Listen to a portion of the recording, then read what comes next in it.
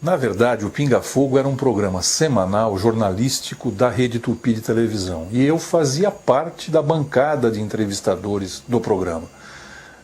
Normalmente nós entrevistávamos políticos.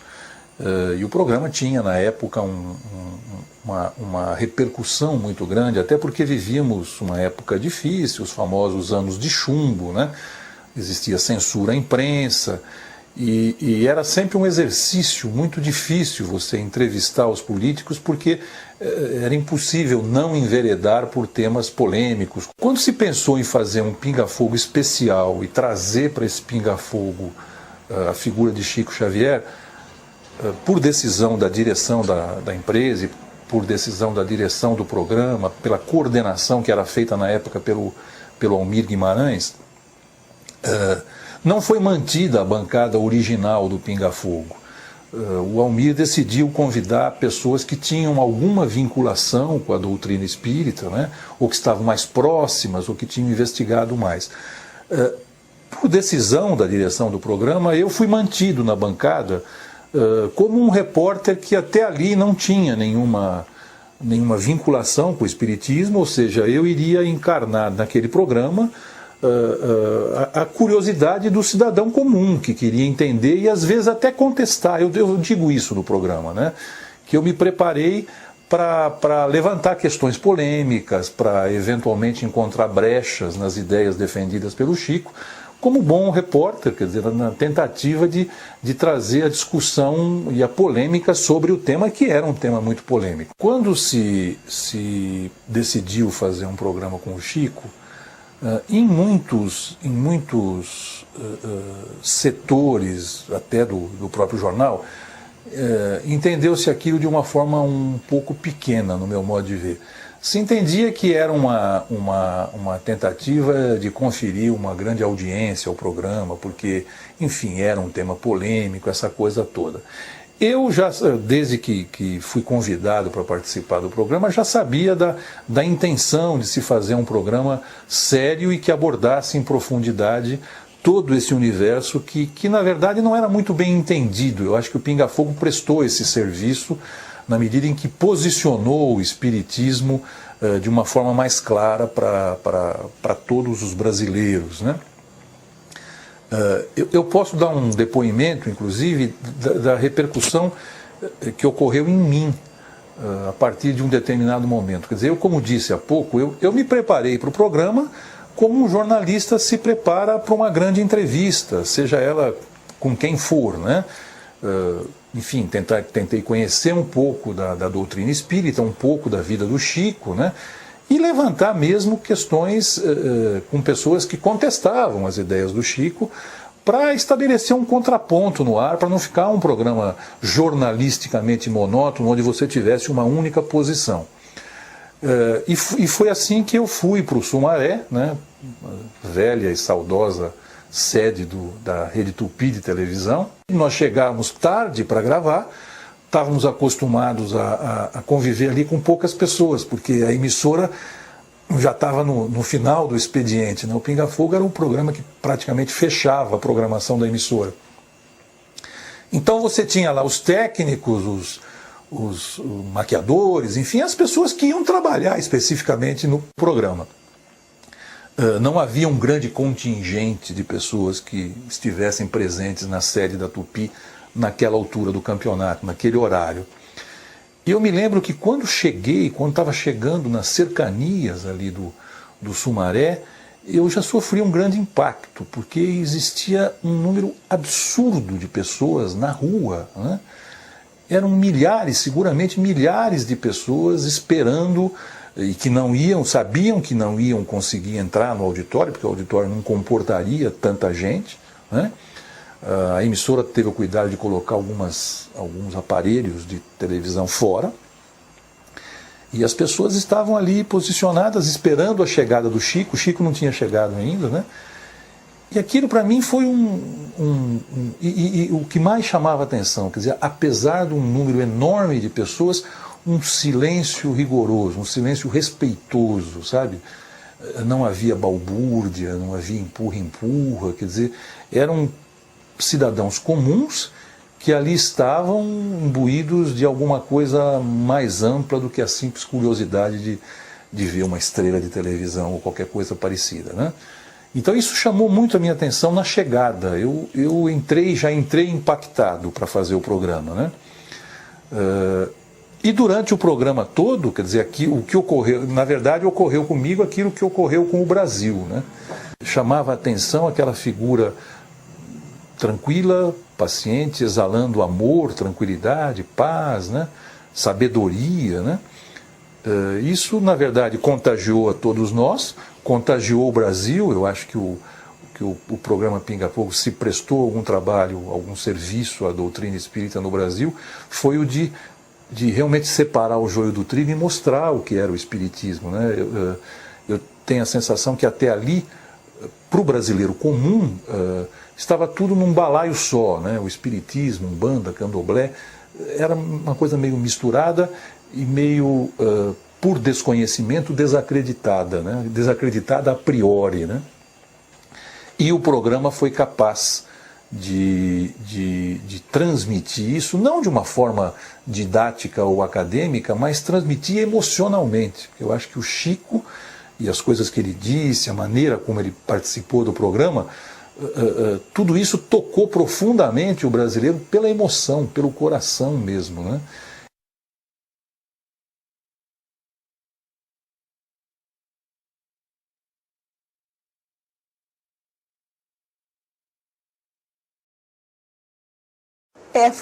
A minha participação no Pinga Fogo foi interessante, porque eu não era da equipe. Aliás, não havia nenhuma mulher na equipe. Mas como era um Pinga Fogo especial e o pessoal reconhecia que ia ser um programa de grande repercussão, resolveram colocar uma mulher. O Herculano Pires, que deve ter me indicado, porque eu havia feito uma série de reportagens sobre religiões. Tinha participado, na época da ditadura, a gente não tinha tanto campo de trabalho e ficava inventando moda, vamos dizer assim. E essas religiões diferentes, budismo, espiritualismo, as religiões espiritualistas, hinduísmo e Testemunha de Jeová e Umbanda. Eu andei convivendo com todas elas. E o Herculano Pires foi meu anfitrião em algumas sessões espíritas, inclusive de levitação, não só de incorporação, mas de movimentação de corpos. Eu acho que foi ele que me indicou, porque eles queriam pôr uma mulher. E uma mulher que não fosse totalmente leiga em assuntos de religião, embora não fosse espírita, mas que tivesse algum conhecimento. Inclusive, era impossível a um jornalista não saber quem era Chico Xavier, não reconhecer a importância do Chico Xavier. Mas eu tinha um hábito, quando fazia qualquer tipo de entrevista, que era limpar a minha cabeça.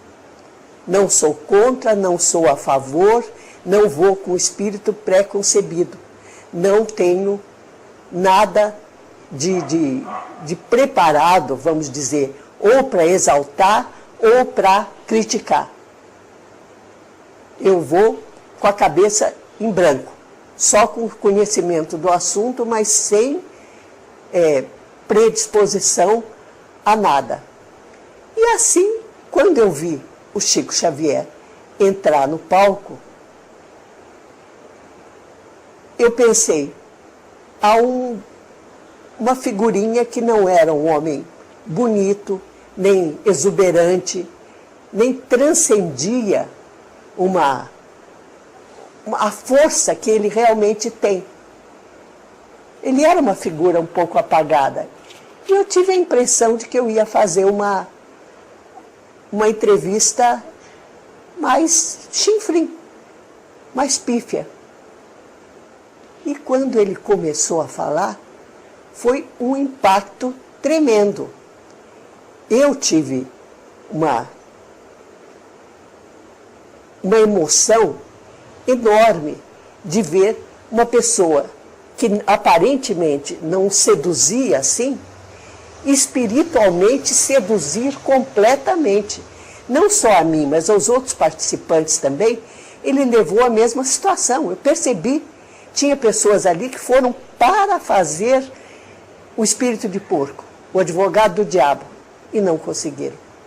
Não conseguiram, engasgavam na hora de fazer perguntas indiscretas, perguntas críticas, na hora de pôr o Chico Xavier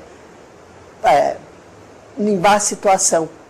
Porque ele era absolutamente autêntico, honesto, puro, e de uma espiritualidade que não se podia de jeito nenhum pôr em dúvida. Então, o programa começou com alguma crítica, alguém querendo ser advogado do diabo, e acabou com todo mundo amando o Chico Xavier de paixão. E eu, que tinha ido com o espírito mais aberto, menos prevenida, querendo mesmo saber fazer. O jornalista é a pessoa que não existe, o repórter. Ele leva o fato ao leitor sem a sua participação na história.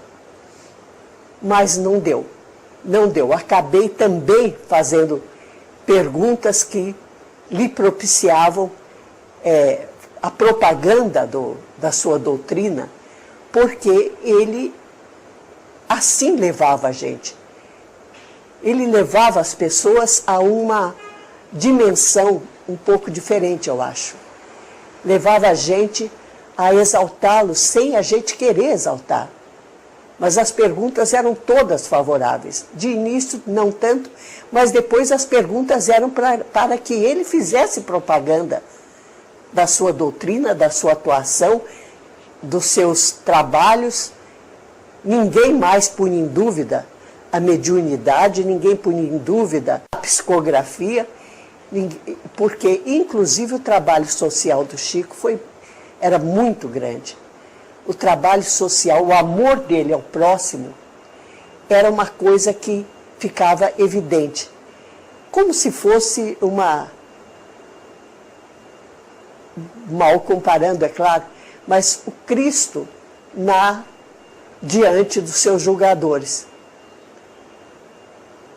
Uma situação que não levava, nós não éramos julgadores, nós queríamos apenas extrair coisas dele, mas não só favoráveis, mas que ele também caísse em alguma contradição, mas era impossível, porque o Chico Xavier era uma pessoa total, uma pessoa íntegra, uma pessoa maravilhosa, uma pessoa de uma espiritualidade que transcendia, uma pessoa de uma honestidade total, de uma sinceridade, inclusive para coisas que não eram tão favoráveis à religião. Eu lhe fiz uma pergunta, por exemplo, se o espírito nasce sempre homem ou se nasce uma vez homem, outra vez mulher, como ele tinha dito que em matéria de classe social, em matéria de parentesco, em matéria de outras coisas, os espíritos variavam muito. Eu lhe perguntei se o espírito masculino podia nascer homem, mulher, e ele deu uma resposta interessante. Quer dizer, não é aquela pergunta que mais enaltecesse a religião. Dizer, não, pode nascer homem, mulher. Mas, olha, foi uma das experiências mais emocionantes da minha vida no jornalismo. Acho que, tirando a morte do Che Guevara, foi o que mais me marcou em tudo que eu fiz, muitos anos de trabalho jornalístico. E algo assim muito, muito especial e muito emocionante. O que aconteceu comigo e com meus colegas durante aquelas horas de entrevista. A mudança que se operou na nossa personalidade, na nossa visão de religião, na nossa visão de mundo, não só na nossa visão de Chico Xavier. Ele mudou alguma coisa em todos nós.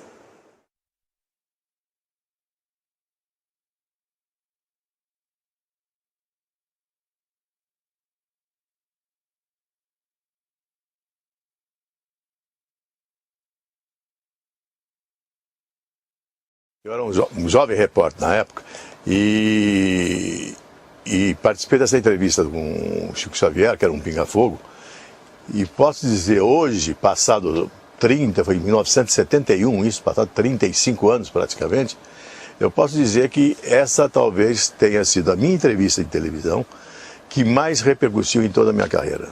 Eu nunca fiz uma entrevista num programa de televisão, e olha que eu participei do Pinga-Fogo durante anos aqui, participei também do Record Notícias, na Record, que era um programa do mesmo gênero, né? Tive uma carreira grande na televisão, no rádio e posteriormente em seguida nos jornais, né? Trabalhei em vários jornais, e nunca tive uma entrevista que tivesse a repercussão que teve a entrevista com o Chico Xavier, né? Então talvez seja a grande entrevista que eu participei, juntamente com outros colegas, como o Durval Monteiro, com o Saulo Gomes, né? E Ellen, que era uma jornalista dos Diários Associados na época também, né? E esse grupo, não posso me esquecer da emoção que nós tivemos no final desse programa, porque eu, que não era espírita, entendeu? Fui participar com um espírito de curiosidade, porque já conhecia o Chico, acompanhava o trabalho do Chico, tudo isso, e fui surpreendido com o resultado dessa entrevista. Para você ter uma ideia, naquele tempo não existia ainda transmissão direta para o Brasil. As transmissões eram regionais, as estações trabalhavam regionalmente, as estações de São Paulo, do Rio, então, mas havia já o videotape. Esse videotape, eu tenho a impressão que correu o Brasil durante 3 anos, sendo exibido em cada município brasileiro e tudo mais. Eu cheguei a receber cartas na época de municípios do interior do Amazonas, do interior do Pará, dos lugares mais longínquos do Brasil, né, mostrando a repercussão, o que revela a repercussão da entrevista com o Chico Xavier, o Pinga-Fogo do Chico Xavier. Me lembro do Almir Guimarães, que era o coordenador da matéria, e me lembro da dificuldade que foi, porque não foi fácil, o Chico não dava a entrevista, o Chico não, foi muito difícil conseguir obter a entrevista com o Chico. Eu tenho a impressão que foi uns 6 meses de combate da direção do Pinga-Fogo para obter o acordo do Chico. Ele teve se deslocado de Uberaba, né? E veio para São Paulo para participar desse programa. Mas foi realmente a grande entrevista em termos de repercussão que eu participei em toda a minha carreira. Eu saí emocionado, como saíram todos os entrevistadores, inclusive, entre os entrevistadores também, eu não citei ainda o Freitas Nobre, que sempre foi um dirigente espírita, inclusive, não é? E o próprio Almir Guimarães, que era um homem que não tinha também nenhuma relação direta com o espiritismo, né? Ali, alguns que participaram daquela entrevista, que é o meu caso, por exemplo, talvez foi até uma honra ter participado daquele programa, porque eu era um jovem repórter que talvez não tivesse preparado para uma entrevista tão importante. E por mais que eu tivesse me preparado para a entrevista, eu ainda não tinha um preparo suficiente para participar de uma entrevista com um filósofo e com um dirigente espírita tão importante como Chico Xavier. Não? Então, a minha presença ali foi, no final do programa, foi até de agradecimento ao Almir Guimarães, que era mais ou menos quem coordenava aquele programa, né? De poder ter participado dessa entrevista que marcou muito a minha vida profissional. E a tal ponto que eu considero hoje como a principal entrevista da minha carreira profissional na televisão. Pelo menos em termos de repercussão e de impacto criado pela entrevista e pela presença desse homem sereno, desse homem tranquilo, desse homem voltado para a área social, não é? E espiritual também, claro, principalmente espiritual, mas também não se esquecer nunca da área social, que a obra dele já se desenvolvia enquanto ele vivia.